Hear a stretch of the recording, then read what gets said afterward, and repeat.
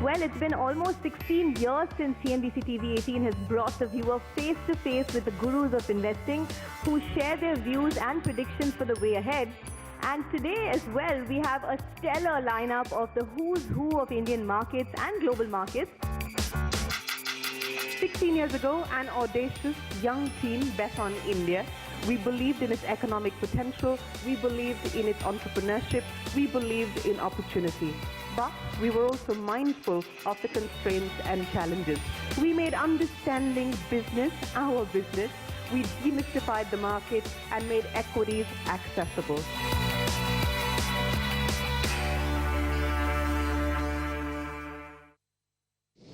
Hello and welcome to the CNBC-TV18 special. We're here at the CNBC-TV18 Investor Summit, India's biggest investor forum.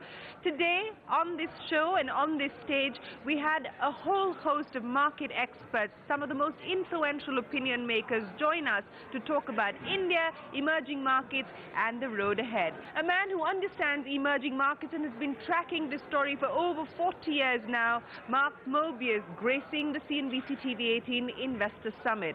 He likes India. In fact, he prefers it to China, and he believes that India will outperform China over the next 20 years. Here's the Mobius Mantra. First of all, India is starting from a low base, a much lower base than China. So the percentage increases are easier from a low base. This is the problem that China is facing. It's still such a huge economy, very difficult for big increases. That's number one. Number two, the cell phone, the smartphone, is pushing government in India to move faster because people now know what's going on. They have a very good idea of any problems, and they're able to demonstrate very quickly to the government that they're happy or unhappy. So this feedback mechanism is having a very big impact on India. And India is different in the sense from China, in the sense that China is a planned economy. The government, of course, tries to do the best for the people, but it's a top-down approach. In India, the central government may think that it has a top-down approach, but it doesn't. It must rely on the incentives of the population of the various states. And now the environment is very conducive to change at that level because of this communications revolution that we're seeing. So that's another reason why we see India moving very quickly. So what would be the triggers as far as fund flows into emerging markets are concerned? Because even at 4%, as you pointed out, which is the outlook that the IMF has for emerging markets, we're still doing better than developed markets. As per your slide, valuations are not looking particularly stretched at this point in time. What would be the triggers then for fund flows into emerging markets? One trigger, of course, is the announcement by the Fed. Because right now, the uncertainty is what's killing the markets, generally speaking. People are just afraid to do anything. They're moving money into US dollars, and they're waiting. Once that takes place, then you will see money flowing back in, I believe. And that would be one trigger. The other trigger will be the realization that these countries are still growing at a tremendous pace. So you're going to see reason coming into play again. You spoke about some disappointment over the pace of reforms, whether the Prime Minister has been able to deliver on the promise that he held out when they came to office and so on and so forth. You know, as a long-term India watcher, as a long-term India investor, how would you truly assess the performance over the last 18 months? Over the last 18 months, of this government? I think it's been outstanding when you look at it. I mean, if you look at emerging markets generally, India has been a standout in terms of performance. Performance has not been that great, but it's been a heck of a lot better than all the other markets, almost without exception. Okay, let me throw this open to our audience here, and we've got Anuj and Rima with their microphones ready. Thank you for coming out here. But do you feel when you come to India for so many years that we actually have in India a right-wing ideology?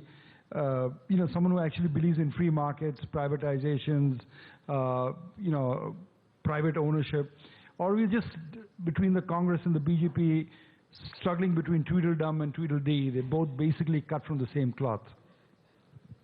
That's a very good analysis, a good insight that you've had there, because you're absolutely right. It's very similar to the Republican Democratic Party in the U.S. They both want federalism. They both want a strong central government. And the same thing is true here in India. You know, people sitting in Delhi, New Delhi, want to have the power in their hands. I think there's a growing realization by Mr. Modi that he's got to cater to the states and maybe allow the states to do more on their own. And instead of forcing them to do something, maybe persuade them and incentivize them to do things that he wants to do, such as let's look at the efficiency of doing business in the different states and compare how one does against the other, that sort of thing. So I think that is a path that is going to pay off going forward. Because I don't think the central government is capable of making the changes that need, all of the changes that need to be made. It really has to be done to a great extent with the states. What are the lessons you'll give other people managing other people's money? How do you handle when markets go crazy like they did in 2000 or 2007? The best way to handle that is to go on vacation. No, I mean, one of the things that we learned, and my colleagues here will confirm this from our mentor, Sir John Templeton, is that he was always emphasizing the long term. He always was said, look, you have to take a long-term view. Don't worry about the short-term performance. If we are doing the right thing, if we're doing our homework, and we're trying our best, over the long term, we will do fine. As fund managers, we all have to convey that message to clients. It's good for the clients, and it's good for us. How many vacations a year for you? Zero? No, what I do is as I travel, I take short vacations, but I don't take long vacations.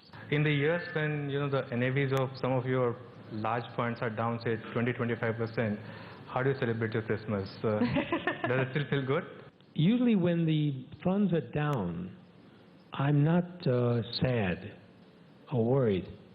It's a very strange phenomenon. Maybe I should be, but I usually think about what's next.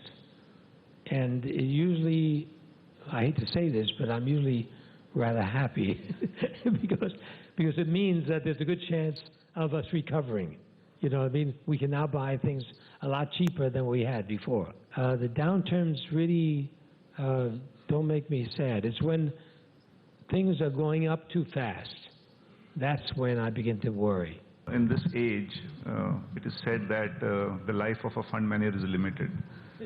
But when we see you, it gives us a lot of inspiration that there is still life. So what is the secret behind that? You have to remember the world belongs to optimists. You have to be optimistic. Otherwise, we're not going to be living very long, and we're not going to be too happy. You know, a big part of health has to do with your psychological makeup. So what gives you that hope to get into work every morning and to believe that it's going to get better? Well, I think, one of the beauties of being old is that you see what came before you. And what I see is tremendous improvements. I mean, think about it. In my lifetime, I remember sitting at MIT doing my thesis on a Selectric typewriter. Remember the Selectric typewriter? I talked to some of my analysts. They don't remember what is that. What is that? What's a typewriter?